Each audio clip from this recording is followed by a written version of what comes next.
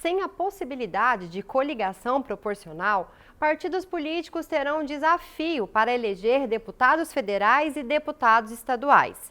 E para abordarmos esse assunto e entender melhor como está o jogo político, convidamos o advogado eleitoralista Glauco Borges Júnior.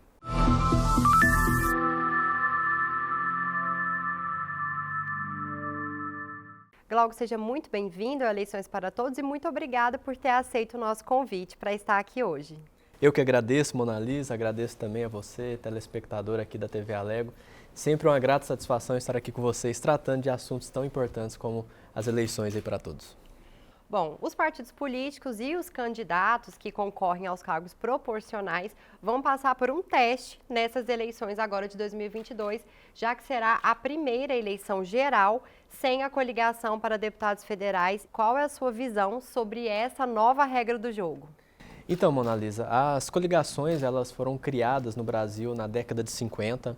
Obviamente que ali no período do regime militar não houve essa regra das coligações e voltou com o período da democratização.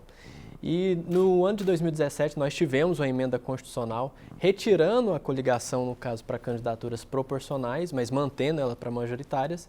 E desde então, 2020, que foram eleições municipais, nós tivemos ali a primeira eleição sem as coligações e agora, de fato, nós teremos a primeira eleição para deputado estadual, deputado federal, sem as coligações.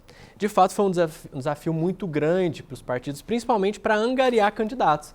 Porque antigamente, às vezes um partido tinha um somente candidato, coligava com outro partido, partido A, que tinham mais candidatos e cumpriam ali a cota, os requisitos. E às vezes esse único candidato era o cabeça da chapa e era eleito pela coligação. Então hoje, digamos assim, nós não temos mais essa possibilidade. Então, de fato, o desafio que eu digo que foi para o partido foi principalmente na fase de pré-campanha, na fase de filiação de candidatos para o partido e principalmente nas convenções e registro de candidatura. Para quê? Para convencer os filiados a saírem candidatos, tanto a deputado estadual como a deputado federal. E você acredita que isso vai mudar muitas coisas para os partidos?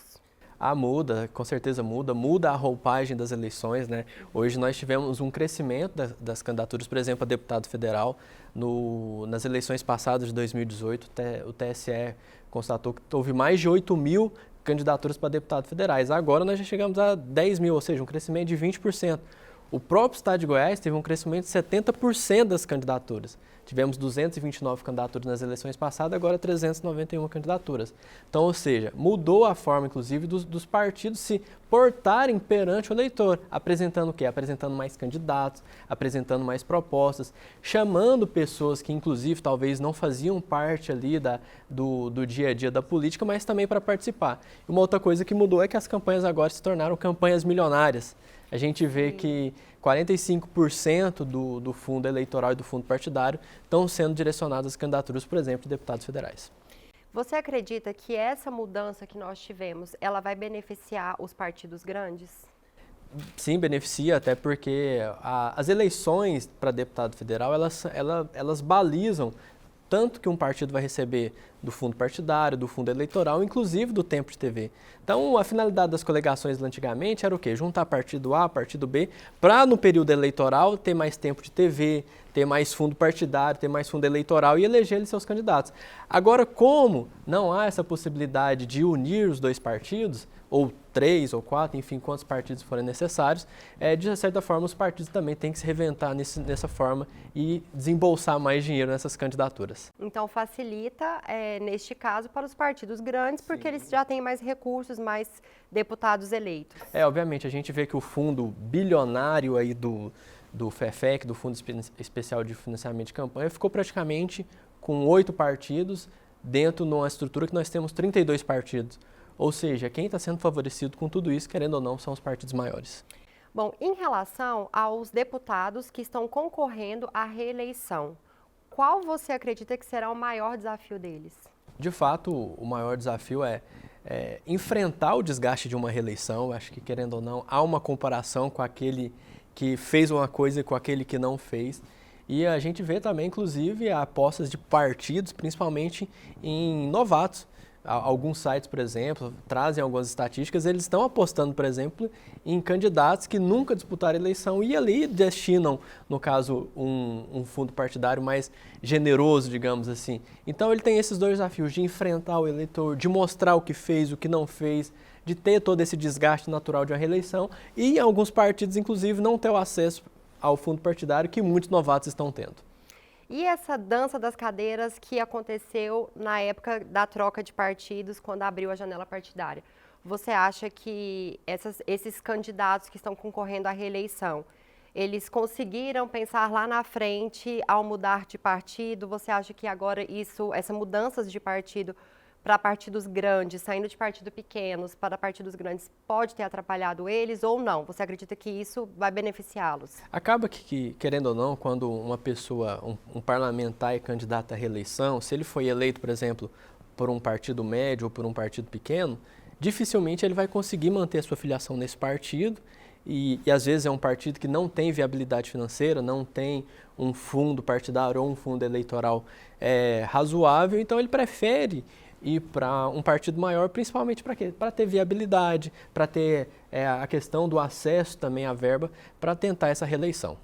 Você acredita que as eleições municipais de 2020, elas já foram uma provinha do que a gente vai conseguir ver agora? Com certeza. A gente vê que teve um boom de candidaturas. De uma certa forma, houve também uma flexibilização em relação a essa questão da junção de 2 ou mais partidos, porque anteriormente nós não tínhamos a figura da federação. Então, acho que como 2020 os parlamentares federais ali ficou tentaram criar um meio termo, que é um pouco diferente, né? Porque as federações elas são unidas durante os 4 anos da legislatura. As coligações eram só no período eleitoral. Então, de fato, as eleições de 2020 estão refletindo nas eleições de 2022, principalmente com essa inovação da legislação que é a figura da federação partidária. E você acredita que os partidos nanicos, eles vão conseguir sobreviver a essa campanha de 2022? A gente vê que partidos de menor expressão têm se unido, por exemplo, as 3 federações que nós temos hoje registradas no Tribunal Superior Eleitoral são de partidos menores do que o partido maior. Então, de uma certa forma, isso já tem sido um fôlego para o quê? Para esses partidos menores, porque ali quando se junta partidos dentro de uma federação também junta o fundo eleitoral, então fica mais generoso essa distribuição.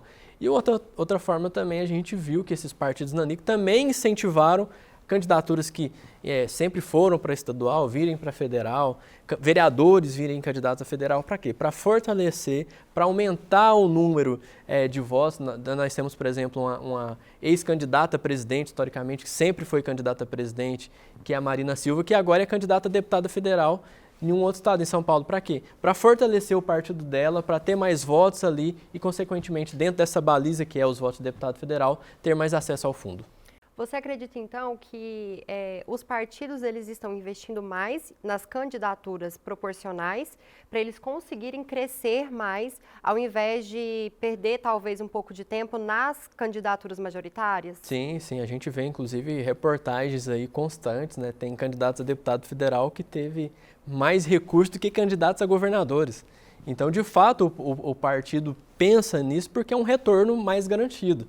Porque, às vezes, em um determinado estado, o candidato a governo não tem uma certa viabilidade, mas se o partido apostar em um candidato a deputado federal, consequentemente, o retorno pode ser maior e melhor.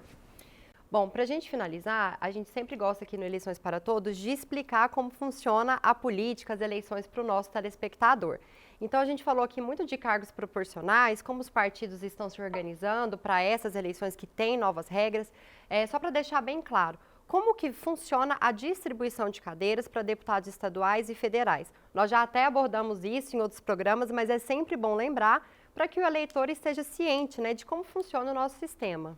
É bem lembrar, porque às vezes é um sistema até um pouco confuso para o cidadão. Sim. Porque às vezes você vê uma pessoa com uma votação expressiva que não é eleita e você vê um outro candidato com a votação reduzida e é eleito. Por quê? Por causa do quociente eleitoral, chamado quociente eleitoral. Porque os parlamentares são eleitos através dos partidos, ou seja, o mandato não é da pessoa, o mandato é do partido. Então, a partir do momento em que a legenda, a federação ou o partido atinge ali o quociente eleitoral, o primeiro colocado, os mais bem votados ali desse partido, dessa federação, são eleitos. Então é dentro disso que é o chamado quociente eleitoral. Ou seja, nem sempre que tem mais votos quer dizer que vai ser eleito, principalmente para deputado estadual e federal. Glauco, muito obrigada por ter participado aqui conosco desse bate-papo. Eu que agradeço, Mona Lisa, até uma próxima oportunidade. O Eleições para Todos fica por aqui. Continue acompanhando a programação da TV Alego.